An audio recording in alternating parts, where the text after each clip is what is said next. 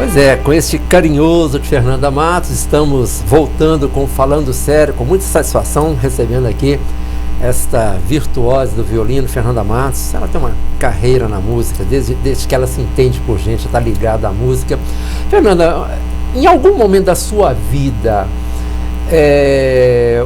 você pensou na possibilidade de tocar outro instrumento? Pensei, não profissionalmente, né? Porque eu acho que para você ser tocar bem o instrumento exige muita dedicação, né? Mas como eu gosto de cantar, aí eu sempre quis tocar violão, porque eu adoro MPB e adoro cantar. E como eu não toco violão bem, eu só dou uma arranhadinha, eu tive que, na verdade eu ia falar que eu comprei, mas na verdade eu ganhei um videokê. E aí eu fico lá no videokê cantando e tal, mas Isso em casa? Faço até show, Rosal. Que beleza, qualquer dia nós vamos te contratar. Eu adoro cantar. E aí, o videokê, ele é diversificado demais, né? Tem música que eu adoro, né? Bandas que eu adoro, e tem músicas que eu detesto. Cantores que eu não gosto de jeito nenhum. Mas tem dia que eu tô muito animada. Aí eu pego dos que eu não gosto até os que eu adoro, na ordem, entendeu? Crescente de... E o que você não gosta é um desafio, né? Porque nem sempre eu sei a letra, mas assim, às vezes eu quero ver como que foi o arranjo que o videokê fez, então eu coloco pra eu ver. Eu canto sertanejo, até esquisito eu falar isso, né? Porque na verdade eu não gosto muito não, mas algumas que eu sei eu canto. Funk eu não canto não, mas sertanejo, algumas coisas, né, assim, mais sertanejo que eu diga assim que eu não gosto muito, mas que eu canto. Mas eu canto samba, eu adoro, por exemplo, Marisa Monte, aí eu adoro cantar as músicas de Marisa, eu gosto de Caetano, eu canto tudo, né, então no violão de vez em quando eu dou uma arranhadinha, muito mal, né, mas eu gostaria de tocar violão bem. Você acha que você ainda vai encontrar tempo para tocar melhor o violão?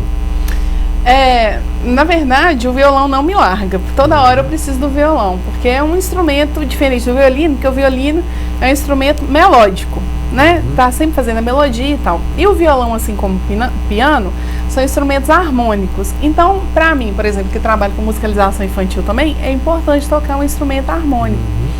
Então, eu tô lá sempre no violão, pelejando, tocando umas músicas infantis, assim. E aí, de quebra, eu acabo tocando as que eu sei que eu gosto também, pra não esquecer, né, Rosal? Claro. Nós já falamos aqui que atualmente você toca na Orquestra de Câmara Opus, que além de você, tem seu primo Richard Wagner de Matos, daqui de Sete Lagoas, né? E, inclusive, no mês passado, em março, a orquestra se apresentou na Faculdade de Ciências da Vida. Foi um concerto fantástico. Você que não pôde ver, no dia 22 de abril, você vai poder ver no radar uma parte desse concerto da Orquestra Opus. Além da Orquestra Opus, Fernanda, como anda o seu trabalho na música? Então, de vez em quando, eu não quis fazer um concurso. Na verdade, até fiz, mas se eu tivesse passado, eu ia desistir de, por exemplo, tocar na orquestra sinfônica, que os ensaios acontecem todos os dias. Inclusive, todo domingo tem concerto no parque. Então, aí é uma dedicação exclusiva? Quase exclusiva, né? E pra mim, que mora aqui em Sete Lagoas, é uma coisa muito difícil de ter que deslocar sempre para Belo Horizonte, né? Todos os dias e voltar. Porque tem filho pequeno, é difícil. Mas enfim, a Orquestra Opus é uma orquestra que eu adoro tocar, porque é uma orquestra de câmara, né? Uma orquestra só de cordas. E esse repertório de orquestra de câmara é muito bonito e muito vasto. Então eu gosto muito de tocar na orquestra Opus, né? Por causa dessa formação mesmo de câmara e tal. E aí, além disso, eu dou aula de musicalização infantil no Peter Pan, que é onde meu filho estuda, e a música agora passou a ser obrigatória nas escolas. E ela é muito importante a formação das pessoas, né? Mesmo que não seja para se tornar um profissional, como eu me tornei, mas na construção de caráter, né? No trabalho em grupo, no raciocínio lógico, matemático. Disciplina. Então contribui em vários aspectos da vida, então é importante. Também dou aula em um monte de escola, aula de violino, dou aula aqui em Sete Lagoas, aulas particulares de violino, dou aula na Escola de Música da Igreja Batista do Barro Preto, em Belo Horizonte, e dou aula também no projeto Orquestra Jovem de Matosinhos, que é muito legal, um projeto muito bom, inclusive meu primo também dá aula lá. Então, é bem... O Richard trabalhava também em Nova Lima, parece que ele deixou a Orquestra Jovem de Nova Lima, ele continua? Continua. Continua lá, Continua. Né? E também dá aula na Orquestra Jovem de Matosinhos. Uhum. E a gente também dava aula aqui voluntariamente em Sete Lagoas, todo domingo, para as crianças carentes, jovens carentes. Os instrumentos eram todos muito ruins, assim, que os meninos tinham condição de comprar, alguns emprestados. O violoncelo que tinha era do meu pai, emprestado. E a gente não toca violoncelo, mas dava aula mais ou menos assim no rumo, só para compor orquestra.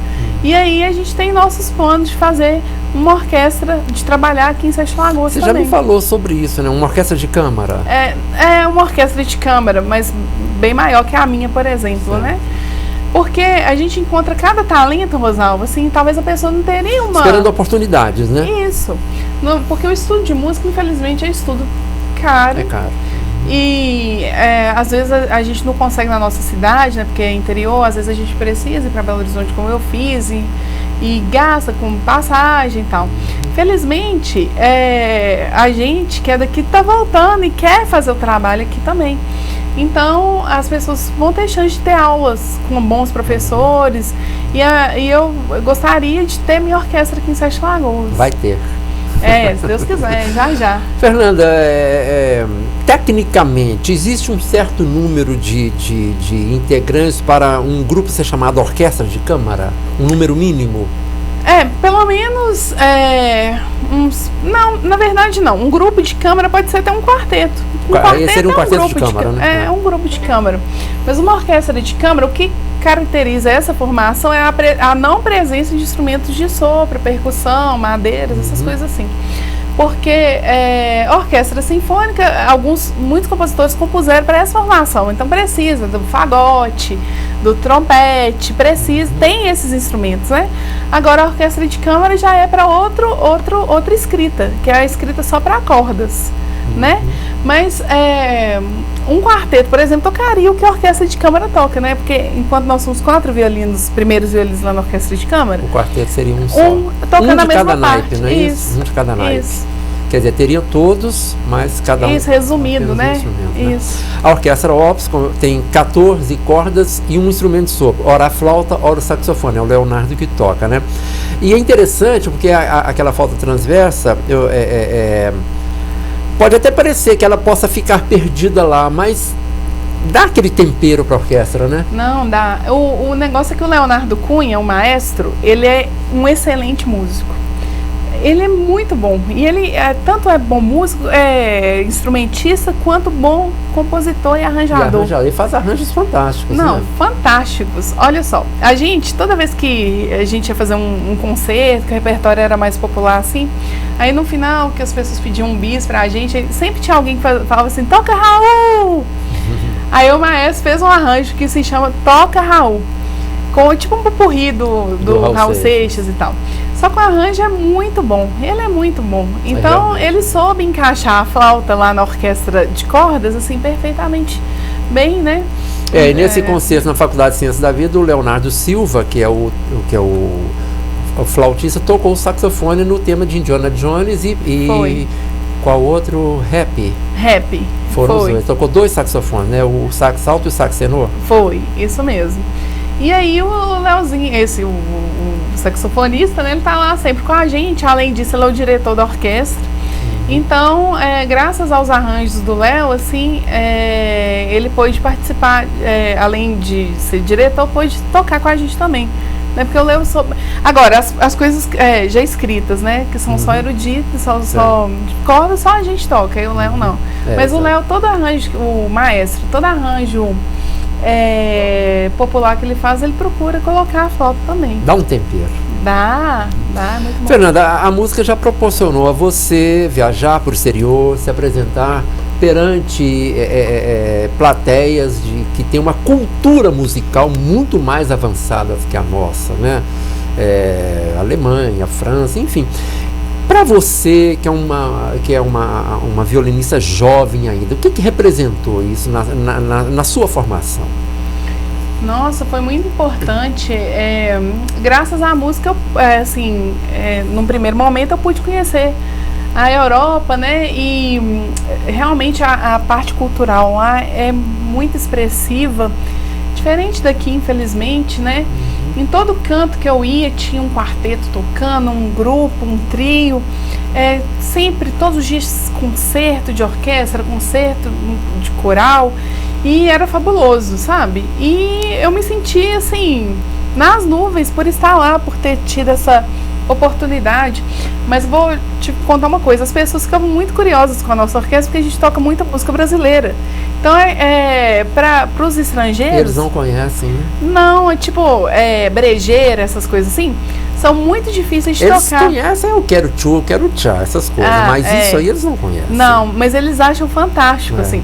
Então a gente fez um intercâmbio com algumas orquestras lá, e quando a gente ia tocar esse repertório, eles achavam muito difícil de tocar. Sabe? Porque era esse ritmo, né, de maracatu, aqueles negócios assim, esse ritmo da música brejeiro mesmo, é muito difícil para eles entenderem numa primeira leitura. É muito rápido, sabe? Né? É rápido, tipo esse ritmo é difícil de tocar. Eu me lembro que o maestro alemão Knut Andreas esteve aqui, eu o entrevistei, ele ficava assim, ó, ele se confessou assim, apaixonado pela música brasileira. Porque é uma música diferente, né? Toda ritmada, muito diferente mesmo da música europeia, a música dos grandes compositores mesmo, europeus, né?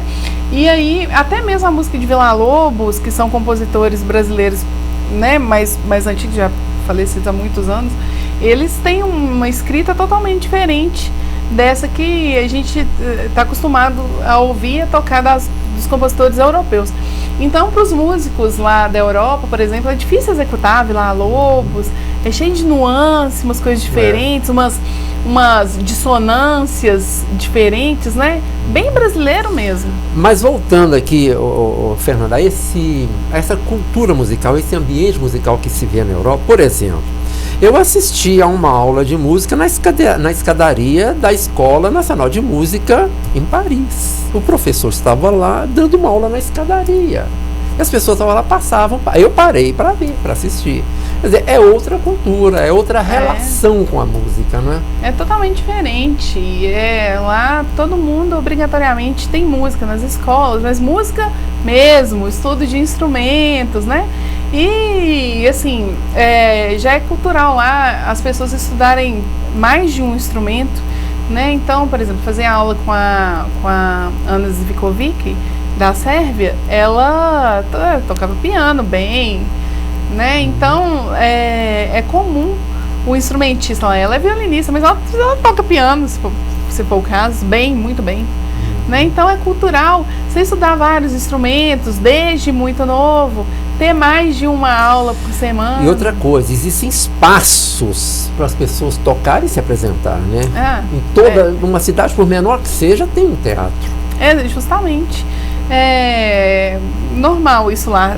Orquestra em quase todas as cidades, corais fabulosos, né? É coisa que a gente vê aqui em poucas cidades, também em número reduzido, né? O que você citou também, falta de espaço, infraestrutura, né? Por exemplo, Sete Lagoas, eu acho que merece um teatro. Bom, faz parte do plano do nosso atual prefeito, Márcio Reinaldo. Ele prometeu construir um teatro, já até escolheu o local. Vamos ver se realmente constrói. É mesmo, né? Eu espero que sim. Porque já está passando da hora, né? Nova Lima tem, né, um teatro municipal. Nova Lima. A Casa de Cultura de Matosinhos, muito melhor que a nossa. Eu acho. Muito maior, uma um acústica palco melhor. ótimo. Exatamente. Exatamente. Mas vamos contar com o prefeito, Márcio, né, prefeito, para fazer a nossa casa de Fernanda, cultura. Já que você falou da Sérvia, né, que toca, ela violinista, toca piano. Quem já aprendeu um instrumento, no seu caso, já toca muito bem o violino, é mais fácil aprender outro instrumento? Acho que sim, porque Quando a gente começa a estudar, você tem que estudar a parte teórica, né? E quando você estuda um instrumento de corda, assim, para você talvez tocar outro instrumento, acredito que é bem mais fácil, porque você já sabe mais ou menos a técnica, né? O que vai mudar, por exemplo, entre o violino e o violoncelo é o jeito de tocar, porque o violoncelo é maior, então a gente apoia o violoncelo no chão. E como o instrumento é maior, a distância entre os dedos também aumenta. Mas é uma questão de costume, e talvez mais a gente acostume mais rápido com as distâncias, porque a gente já estuda, já toca outro instrumento. Técnica, né? Exatamente. Talvez eu vá falar uma grande bobagem aqui, mas eu acho que o repórter, o entrevistador tem que arriscar. Veja bem, você toca o violino, vamos pegar o violino e o piano. É um instrumento que eu gosto muito também, o piano. Claro, um piano bem tocado, né? Para mim, que sou inteiramente leigo na música, eu penso o seguinte: eu acho mais difícil tocar um violino, porque no violino você tem que construir a nota. Lá no piano a nota está pronta na tecla. É mais ou menos isso, ou eu falei uma grande bobagem? Olha só, os meus amigos pianistas não fiquem com raiva de mim, não. Mas é um pouco isso mesmo. A dificuldade que o violino tem a mais, eu acho que o piano é essa, de você ter que fazer tem que construir a nota. Exatamente. Aí, né? Por nosso azar, um pouquinho que a gente mexe o dedo, como eu falei no princípio, né? Exatamente, desafina a nota, né? E um violino desafinado é muito ruim, muito feio, ruim de ouvir e tal. E no piano, mas o piano tem uma dificuldade grande, Rosalvo, que o piano lê duas claves ao mesmo tempo. Isso eu acho muito difícil, porque é um instrumento que vai do muito grave ao muito agudo. Mão esquerda muito grave e a mão direita muito agudo. Né? Então, simultaneamente, eles leem clave de Fá e clave de Sol. As duas mãos, né? Isso. Então, isso pra mim dá um nó na cabeça. Eu acho difícil ler duas claves ao mesmo tempo. Por exemplo, claro que eu domino a clave de Sol, mas quando eu vou olhar alguma coisa na clave de Fá, eu tenho que parar, pensar, raciocinar. Processar aquilo, né? Justamente. Mas eu acho que é uma coisa que também que você vai acostumando, igual o lugar de você colocar o dedo. No início é difícil, a gente usa uns durex aqui para ser um guia pra gente, mas depois a gente acostuma, o ouvido ajuda, trabalha junto, né? Então a gente acostuma, a gente é condicionado. Então você acostuma com o lugar de colocar o dedo e seu ouvido trabalhando junto, você consegue, né, tenta se aproximar do mais afinado possível. Agora, apesar do piano já ter as teclas lá com as notas prontas, tem essa dificuldade de ler duas claves ao mesmo tempo. Eu acho muito difícil. Quer dizer, você tem que ter uma coordenação motora muito boa, né? Quer dizer, e a sintonia com o cérebro ali, lendo a partitura, interpretando aquilo tudo, né? É um processo que tem que ser muito rápido, né? Isso, exatamente. Porque é assim, a clave de Fá, o mesmo desenho na clave de Sol é uma nota, o mesmo na clave de Fá é outra nota. E como, por exemplo, para mim, que a clave de Sol já é automática, eu olho para aquele desenho, indiferente da clave que esteja, na hora eu penso na nota que é na clave de Sol, né? Mas na clave de Fá é outra nota, na clave de Dó é outra nota, o mesmo símbolo, sabe? Então, realmente é muito difícil. E o pianista tem que conviver com isso, né? Convive com isso. O violoncelista também. Porque, por ser um instrumento muito amplo, como se fosse piano, vai do muito grave ao agudo, o violoncelo. Então, de vez em quando, no meio da partitura, a música muda para clave de Sol. Para evitar o uso de muitas linhas suplementares superiores na clave de Fá, muda para clave de Sol para ficar dentro da pauta. Então, o violoncelista também lê as duas claves, assim, até clave de Dó, se bobear. Bom, você falou que além do violino você está tocando violão. Quer dizer, se você fosse hoje escolher um segundo instrumento para dedicar um pouco mais de tempo a ele, seria o violão? Eu adoro violão, acho muito bonito. Eu gosto muito de piano também, né? E, né, eu sempre quis, assim, por exemplo, sentar numa turminha e saber tocar violão, assim, saber acompanhar as músicas que o pessoal gosta de cantar, mas é mais pra mim mesmo, porque eu adoro cantar, sabe? Mas eu gosto muito de piano também, acho muito bonito. Na faculdade, quando eu fiz licenciatura, depois que eu formei bacharelado, eu fiz 1 ano de teclado, porque para quem faz licenciatura é importante, como eu falei, saber pelo menos uma base de instrumento harmônico. Então eu fiz violão também, mas como eu já sabia tocar mais ou menos, violão pra mim foi mais fácil. Agora o piano, por ter que ler duas claves, eu achei difícil. Você toca pra você em casa? Não. Pra te falar a verdade, não. Não acha tempo? Não é importante? Quando eu toco, o que eu toco em casa é o que eu preciso estudar. E quer queira, quer não, é meio que tocando pra mim também, porque a gente... Você tem um canto na sua casa para isso? Tem a sala de música, né? Como se fosse um escritório, assim, cheio, certo, com as partituras, meus livros, né? Enfim, então, quando eu estudo, tem coisas tão bonitas, por exemplo, um repertório, um concerto antes desse que a gente trouxe aqui para Sete Lagoas, era uma serenata do Dvořák. E essa serenata é linda, linda, linda. Mas tudo dele é muito bonito, é muito né? melodioso, né? E aí minha muito vida... suave, né? Isso mesmo. Aí o que acontece? Minha vida começa a circular em volta desse compositor que eu tô tocando naquele momento, né? Então, no meu carro, nessa época aí do Dvořák, só andava o CD do Dvořák, com a serenata, tinha um rondó, a gente estava tocando um rondó para violoncelo, solo, com orquestra, então eu gostava de ouvir, porque por ser uma música, além de linda, nossa, me deixava nas nuvens, assim, quando eu estava indo para Belo Horizonte, todo dia ouvindo a serenata, né, muito bonita, te deixa mais leve, mas eu gostava também de ouvir para eu poder ficar mais livre um pouco da partitura, porque tem as partes que tem os ralentantes, essas coisas. Então, como eu ouvia muito, eu sabia exatamente onde que estava, onde que eu tinha que entrar e tal. Então, eu me sentia segura por ouvir mais aquilo. Então, toda vez, por exemplo, eu não toquei o concerto para 2 violinos de Bach, na semana do concerto, você e o Richard foram solistas, né? Isso, fiquei ouvindo o concerto para 2 violinos. Tem algum compositor que é mais difícil de executar? Rosalvo, eu acho todos muito difíceis. Bach escreveu uma série de sonatas e partitas para violino solo. Então, ficou como sendo como se fosse uma bíblia do violino. Na universidade, por exemplo, é obrigatório você fazer Bach todos os semestres e tocar na prova. Então, é muito exposto, né? Porque só você, é violino solo. Então, é muito difícil. Tocar barroco é muito difícil, né? Bach faz muito contraponto, então é muita informação, você tem que estar concentrado, é difícil. Mozart já é aquela coisa delicada. Mas ao mesmo tempo mais alegre também, né? Mozart é mais alegre. Mais alegre, né? Mas todos têm suas características de composição e são difíceis, né? Assim. Agora, se você me perguntar qual que é o meu compositor favorito... Tá bom, vou perguntar. Já está perguntado. Eu adoro Mozart. Ele fez uns concertos maravilhosos. Eu também adoro as músicas dele. Nossa, as sinfonias, né, as serenatas, tudo. Todas as serenatas dele são muito bonitas. Muito bonitas. E os concertos para violino são maravilhosos. Os concertos para piano, muito bonitos. Eu adoro Mozart. Adoro. E Beethoven, que consegue fazer, por exemplo, uma sonata no ar tão suave e uma 9ª sinfonia, que vai lá nos extremos. Exatamente, Beethoven era temperamental, né? Beethoven era carrancudo, diferente de Mozart. Mozart levava uma vida mais leve, né?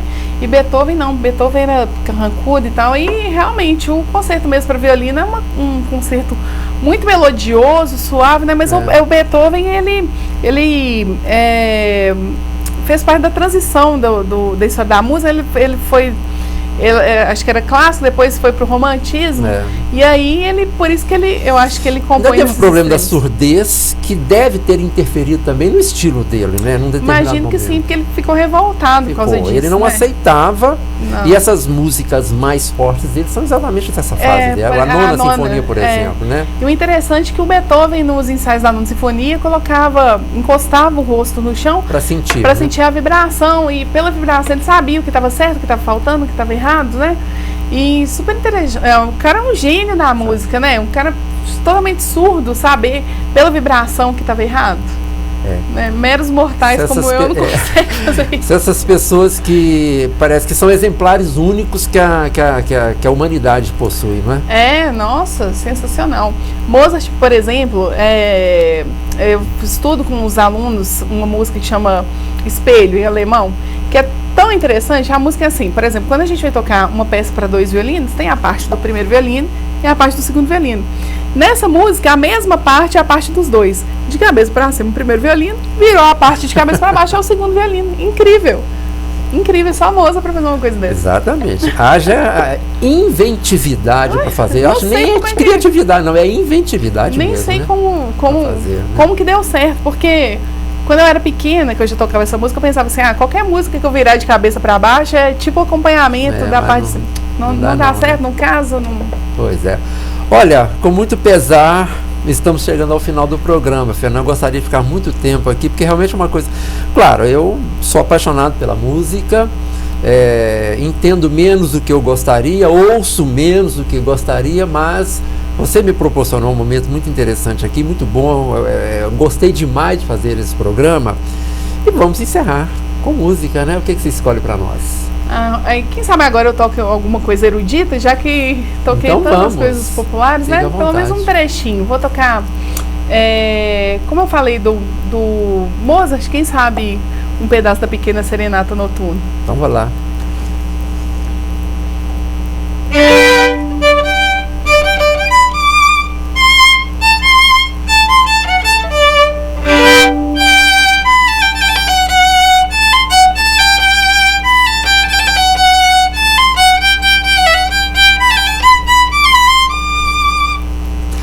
Se eu errar o nome, me corrija. Eine kleine Nachtmusik, Pequena Serenata Noturna, né? Isso. Pois muito bem, Rosalvo. Fernanda, muito obrigado. Realmente gostei demais de fazer esse programa. Tenho certeza que vou te convidar outras vezes.